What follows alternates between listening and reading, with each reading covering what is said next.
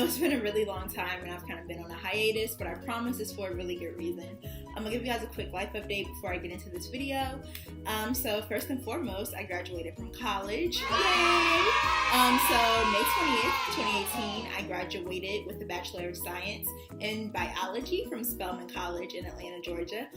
Super exciting. And then I went straight from there to my summer job.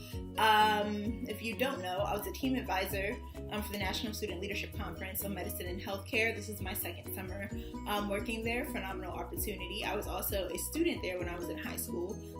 So if you have any questions about that process, application process to work there, or what it's like being a student there, don't hesitate to reach out to me and ask. It's an amazing organization, and I absolutely love the NSLC. So without further ado, let's get into my video. I decided that initially I wanted to create a video entitled "What I Wish I Knew Going into the Medical School Application Process." That kind of turned into how to mentally get through the medical school application process, right? Because we see tons of articles, tons of videos that explain what to do if your MCAT score is too low or if you feel your GPA is too low to get into medical school. But we never see videos that actually tell you how to cope with the different emotions and the different seasons that kind of come with applying to medical school. So I decided to talk about that. As always, y'all know me by now. I have notes on my phone, so if you see me looking down, that's why. But I'll just hop right into it. So the first thing I have is comparison will squander your own journey. And so for me, I went to Spelman. So I always have to tell myself, like, your journey is not your Spelman sister's journey. Your journey is not the YouTuber that's in medical school that you look up to so much. Your journey is not even your parents' journey or your friend's journey who might be pre-med with you. It is yours and yours alone. So I'm not saying, don't ask for help or things like that. But what I am saying is don't take the carbon copy of what someone told you they did to get into medical school and think that it'll work for you. Everyone has different extracurricular activities. Everyone has different grades. Everyone has different extenuating circumstances. So what worked for him or her might not work for you. So take the time to sit down and think about what you truly have to offer to the medical schools that you intend to apply to, instead of just trying to take someone's journey and make it your own. Secondly, pace yourself. I put schedule in all caps. You have to realize that life does not stop. Yes, medical school application process is long. It is tedious, but life does not stop. For me, I was kind of late in the application process. So my secondaries, I was actually completing while I was still in undergrad, senior year, trying to get myself together. And it was a lot between keeping up with final classes for my fall semester and also trying to make sure that, my secondaries were not just done and submitted, but done well, proofread over and over again, making sure that I was thoroughly answering the questions that they were asked to me.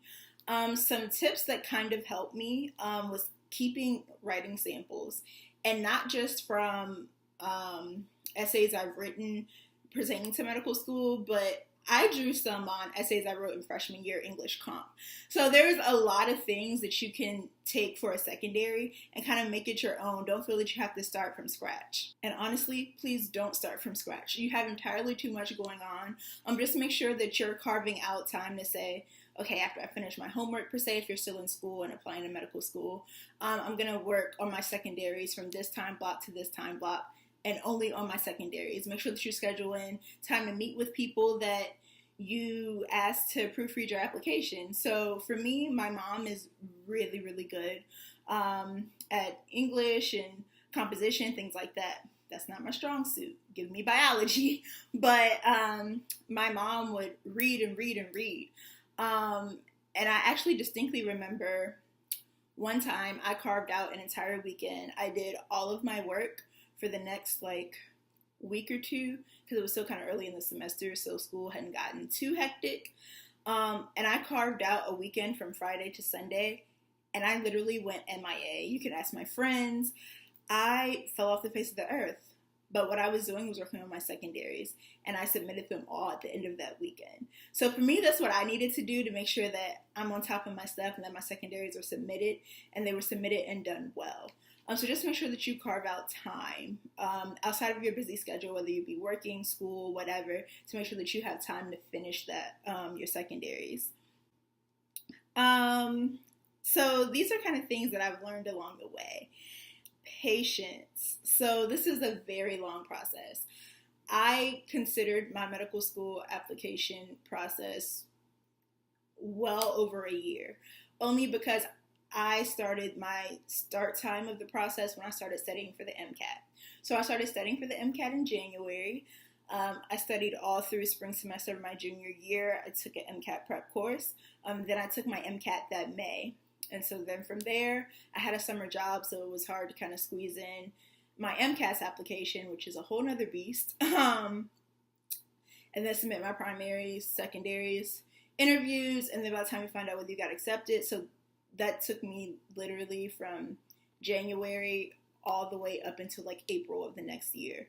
I'll do a separate video about my actual experience with that, but needless to say, it is a very long journey. It's very easy to get tired, feel subpar, feel inadequate. I'm not going to lie to you and say, like, those feelings aren't going to come. I'm going to be real. They probably will. But you have to remember why you started this journey in the first place. And I really learned not to resent the stage I'm in. And I know we probably think this a lot. You start college and say, I can't wait till I graduate college. You start the medical school application process. You say, I can't wait till I finish my primaries. And you're going to say, I can't wait till I finish my secondaries, interviews. I can't wait till I get accepted. I can't wait till I get into medical school. And you're constantly worrying about what's next, but you don't actually sit and think about the current journey you're in and the joy that you can get from just being in the application process. And so I know that sounds crazy, but in retrospect, I realized that for me, I'm always so busy. And a lot of times we can get caught up with collecting honors, collecting accolades, awards, research projects, things like that. And you just get so caught up in doing them that you don't sit and think about how those experiences, both professionally and just personal growth experiences in your life, have shaped and molded you into the young woman or young man that you are now at this juncture in your life applying to medical school. And for me, I did not have time to sit and reflect. That time honestly did not come for me until I sat down to start my medical school application. And I opened my MCAS application, and of course they asked for your 15 experiences. And that was the time, the first time in all of my undergraduate career, that I could take a step back and say, wow, this is how this affected me. These are how the dots kind of connected to get me to the place in life where I am now. We don't think about these things a lot of the time, but that actually kind of propelled me and motivated me to get through the application process, because I'm saying, wow, this experience really helped me develop this characteristic. Wow, this research opportunity showed me that I really like public health and I'm passionate about public health.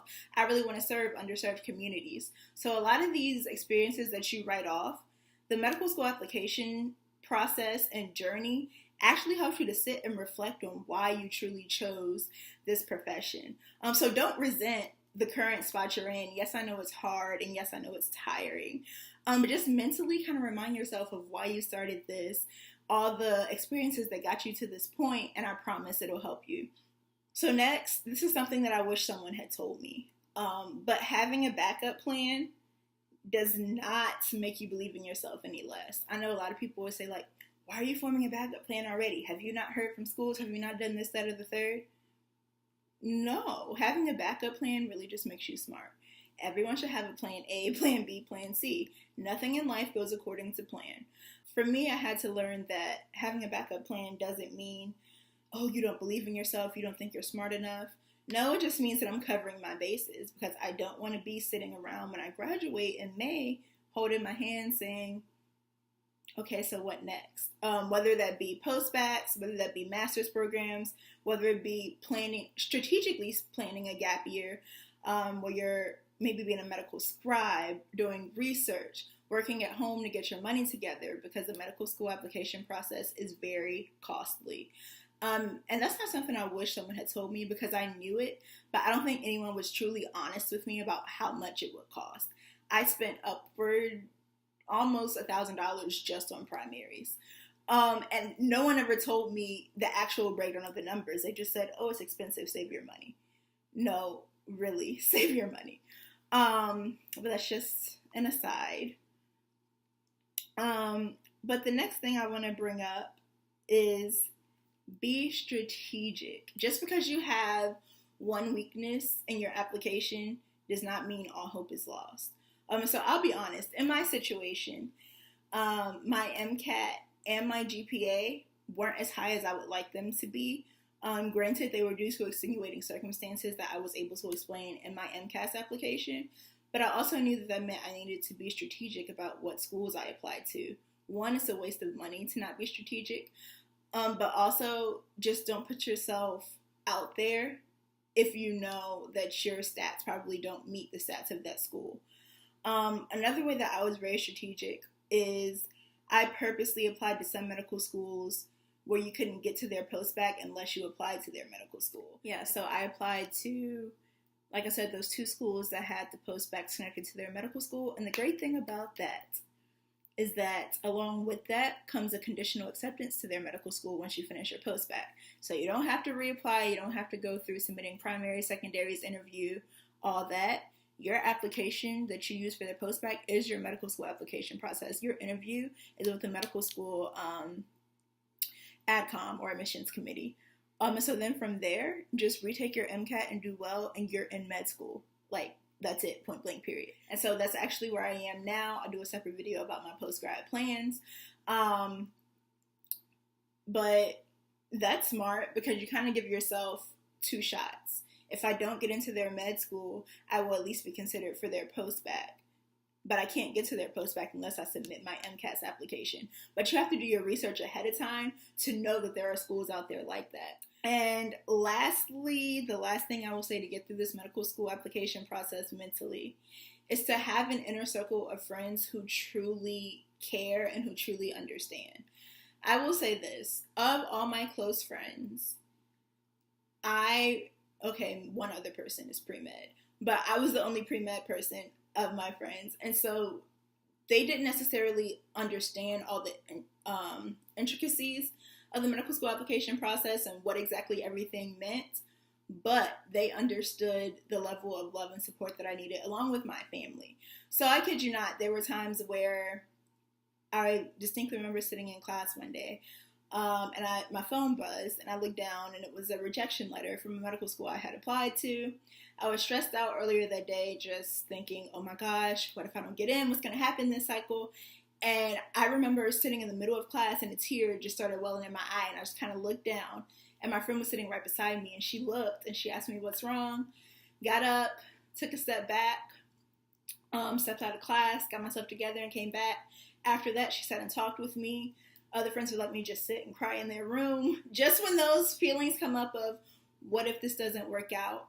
What if my plan B doesn't work out? Those thoughts will come, and having friends who can help you reel it back in and say, no, you're capable of doing this. No, things will work out the way they're supposed to work out. You just have to trust the plan. Having those people to keep you grounded will make a world of difference. I can honestly say that I couldn't have gotten through this application cycle without God, first and foremost, my family and my friends. So my support system really made a difference.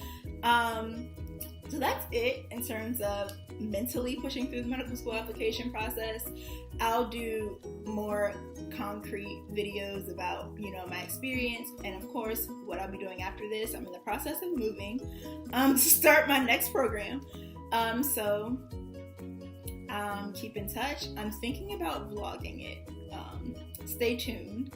We'll see how that goes. But thank you guys so much for watching. If you have video requests, don't hesitate to shoot me a message. And I'll see you guys in my next video.